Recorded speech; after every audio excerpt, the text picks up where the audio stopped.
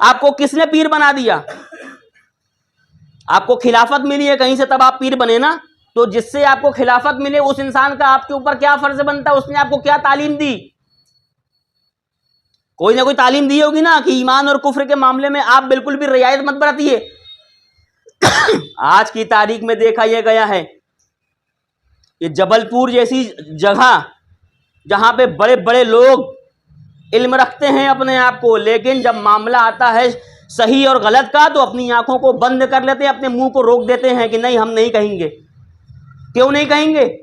جب اللہ کے نبی کے اوپر گستاخی ہوتی ہے، اللہ کے نبی کی شان میں گستاخی ہوتی ہے، تو یہی مرید جو آج پیر صاحب کے لیے در در دھوکے کھا رہا ہے، لوگوں کو شادی میں جا جا کے لوگوں کو پکڑ پکڑ کے دم دے رہا ہے کہ تو نے میرے پیر کے تعلق سے یہ ویڈیو کیوں ڈالا، تو نے میرے پیر کے تعلق سے یہ پوسٹ کیوں ڈالا فیس بک میں، وہی انسان جب اللہ کے نبی کی شان میں گستاخی ہوتی ہے تو دکھائی نہیں دیتا، کہاں چلا جاتا ہے؟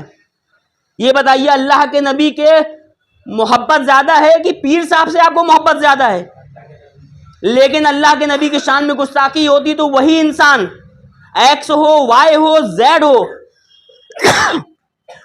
ہو، بکر ہو، کوئی بھی ہو، جب نبی کی شان میں گستاخی ہوتی تو کوئی فرق نہیں پڑتا، اپنے کام سے کام رکھے ہوئے ہیں، چہرے پہ ہنسی برابر ہے، رات میں گٹکا کھا رہے ہیں، چائے پی رہے ہیں، برابر آ رہا ہے، کوئی کمی نہیں آ رہی ہے. لیکن جب پیر صاحب کی شان میں گستاخی ہو گئی، پیر صاحب کے شان میں جب گستاخی ہو گئی تو یہی بندہ جو حضور کے اوپر جب انگلی اٹھی تھی تب اس کے اوپر کوئی فرق نہیں پڑا، لیکن جیسے ہی پیر صاحب کے اوپر انگلی اٹھی، کسی نے ویڈیو ڈال دیا تو اب اس بندے کو ڈھونڈ رہا ہے کہ کس نے میرے پیر صاحب کے خلاف فیس بک پہ واٹس ایپ پہ ویڈیو ڈال دیا، اور ڈھونڈ کے مارنے کی تیاری ہوتی ہے.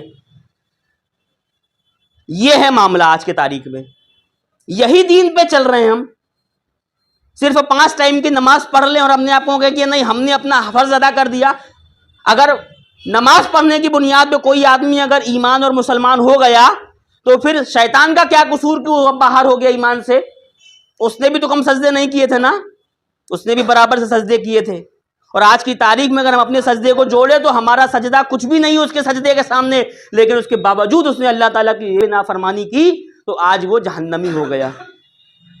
لوگ یہ سوچتے ہیں کہ بس نماز پڑھ لو، 5 ٹائم کی نماز پڑھ لو، بس کوئی ضرورت نہیں ہے، کوئی 3-5 پڑھنے کی ضرورت نہیں ہے، کوئی سنی وہابی کرنے کی ضرورت نہیں ہے، بس ہم نے اپنا کام کر دیا. لوگ یہی سمجھتے ہیں. آج کی تاریخ میں سنیت کا بس یہی نام رہ گیا ہے کیا؟ یہ معاملہ ہے آج کی تاریخ میں. آپ کو اپنے آپ کو سنبھالنے کی ضرورت ہے. آج کی تاریخ میں ایسے پیر سے دور رہیں اور جہاں تک ہو سکے ایسے پیر کا بائیکاٹ کریں جو صرف اپنا پیر کھانا بچا رہا ہے، جو شریعت سے کوئی مطلب نہیں ہے. ایسا پیر ہمارے لیے پیر ہو ہی نہیں سکتا. پیر اصل میں وہ پیر ہوتا ہے جب اس کی ذات پر بات آئے تو وہ خاموش رہے، لوگوں کو خاموش کرنے کے لیے کہے. لیکن جب حضور پاک کے شان میں گستاخی ہو تو یہی پیر بولے کہ جتنا ہو سکے اس کے اوپر جا کر کے گستاخی جس نے کی اس کے اوپر جو بھی فتویٰ لگ سکتا ہے، جو بھی کارروائی ہو سکتی ہے وہ کارروائی کرنے کے لیے قانونی دائرے میں اپنا کام کرو. یہ جا کر جب یہ پیر کہے گا نا تب جا کر کے وہ پیر اصل پیر ہے. یہاں پہ تو صرف گدی بچائی جا رہی ہے، بہت دور نہیں جائیں گے، بہت قریب میں یہاں پہ معاملہ لگا ہوا ہے. سید زادے ہیں، ایمان اور کفر میں بالکل بھی سکوت اختیار کیے ہیں. ان کے ماننے ان کے جاننے والے جب نبی کی شان میں گستاخی ہوتی تو پتہ نہیں کون سے جا کر کے گھر میں گھس جاتے ہیں، دکھائی نہیں دیتے. لیکن جب ان کے پیر صاحب کے اوپر انگلی اٹھتی ہے تو یہی وہ چوہے جن کو ذرا سا بھی فرق نہیں پڑتا. جب حضور پاک کے شان میں گستاخی ہوتی تو یہی چوہے نکل کے باہر آتے ہیں اور ایک انسان کو ڈھونڈتے ہیں کہ تو نے میرے پیر کے شان میں گستاخی کری ہے. معاملہ یہ ہے. آپ سب لوگوں کو چاہیے کہ ایسے پیر سے دور رہے، ایسے پیر کا بائیکاٹ کریں.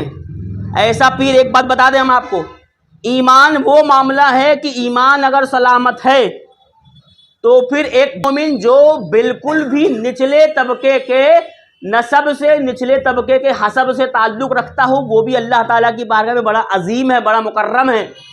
لیکن ایک ایسا انسان جو بہت اعلیٰ، بہت بلند والا والے نسب سے تعلق رکھتا ہو لیکن ایمان سے خالی ہے، ایمان اور کفر میں فرق نہیں کر سکتا، تو ایسے پیر کو پیر ہونے کا کوئی مطلب نہیں ہے. ایسا پیر اس انسان سے بھی کئی زیادہ بدتر ہے.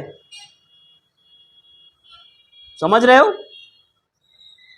آج کی تاریخ میں یہی دیکھا گیا ہے کہ پیر صاحب کیا بات کرتے ہیں. آج ہمارے یہاں پروگرام ہوتا ہے, سن لو ایک بات اور بتا دوں, ہمارے یہاں سب سے بڑی غلطی ہمارے یہاں کے پروگرام کی ہے. جو سنی علماء پروگرام کرواتے ہیں, سب سے بڑی غلطی ان کی ہے.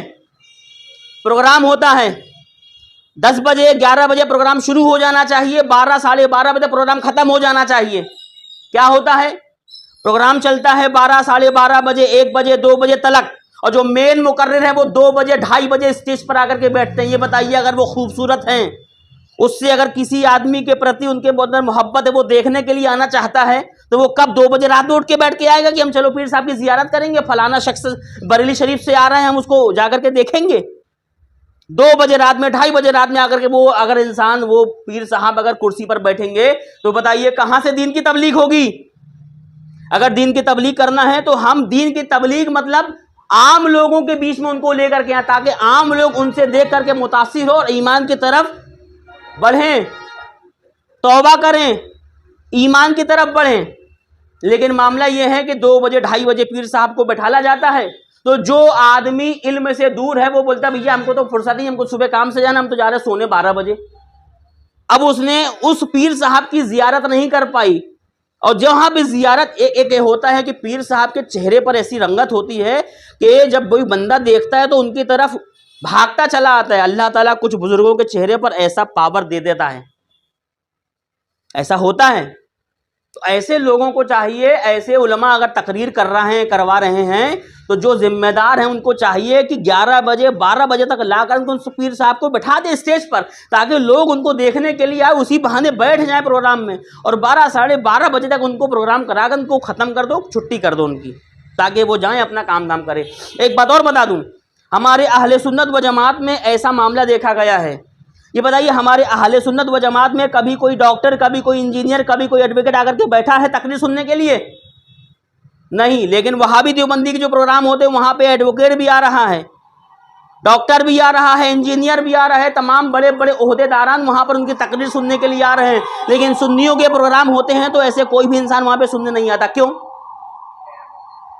پہلی بات تو ٹائم.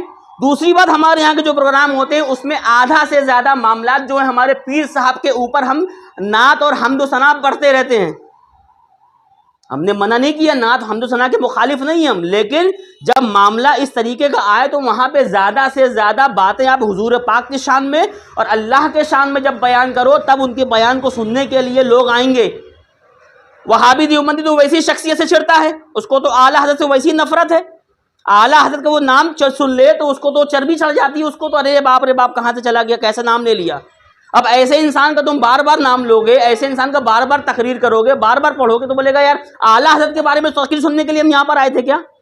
ہم یہاں پر تقریر سننے کے لیے کیوں آئے تھے؟ اللہ اور اس کے رسول کے بارے میں ہم تقریر سننے کے لیے آئے تھے نا. جب یہ جاتا ہے تقریر سننے کے لیے, کیا ہوتا ہے وہاں پر؟